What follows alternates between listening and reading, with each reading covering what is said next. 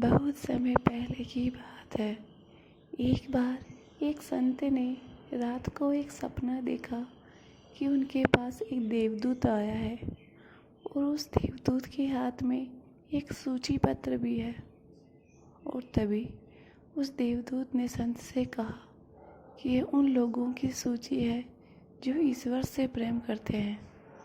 तभी संत ने कहा कि प्रभु से तो मैं भी प्रेम करता हूँ, फिर तो इसमें मेरा भी नाम होगा।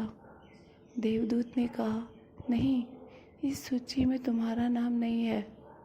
संत ये सुनकर उदास हो गए और उन्होंने पूछा कि इसमें मेरा नाम क्यों नहीं है। मैं केवल ईश्वर से ही प्रेम नहीं करता, मैं गरीबों से भी प्रेम करता हूँ और अपना ज़्यादा समय उनकी सेवा में ही लगाता हूँ, सबकी सहायता करता हूँ। उसके बाद जो समय बचता है उसमें ईश्वर को याद करता हूँ। और तभी उस संत की आँख खुल गई और वह अपने सपने को याद करके उदास हो गए। और तभी एक शिष्य ने उनसे उनकी उदासी का कारण पूछा, तो उन्होंने अपने सपने की सारी बात उन्हें कहने लगे कि लगता है मेरी ही सेवा करने में कोई कमी रह गई। ये कहकर वह वहाँ से चले गए। फिर उन्होंने दूसरे दिन वही सपना देखा और वही देवदूत उनके पास भी खड़ा था। इस बार भी उनके पास एक कागज़ था और तभी संत ने बड़े ही गुस्से से उन्होंने कहा कि अब क्यों आए हो तुम मेरे पास, मुझे ईश्वर से कुछ भी नहीं चाहिए। देवदूत ने कहा, क्या तुम्हें ईश्वर से कुछ नहीं चाहिए? लेकिन ईश्वर का तो आप पर बहुत भरोसा है और इस बार मेरे हाथ में दूसरी सूची है।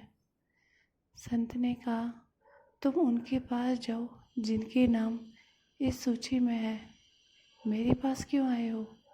तभी वह देवदूत बोला, इस सूची में तो तुम्हारा नाम सबसे ऊपर है।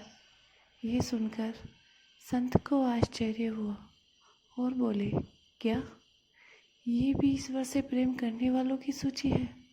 तभी देवदूत बोले, नहीं, यह वह सूची नहीं है, यह तो वह सूची है जिन्हें प्रभु प्रेम करते हैं।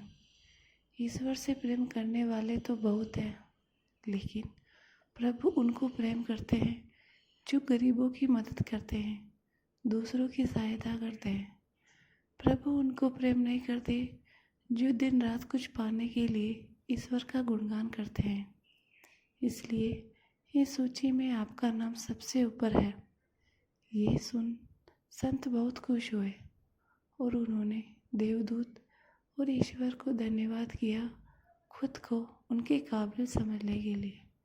इसलिए हमें हमेशा दूसरों की सहायता करनी चाहिए।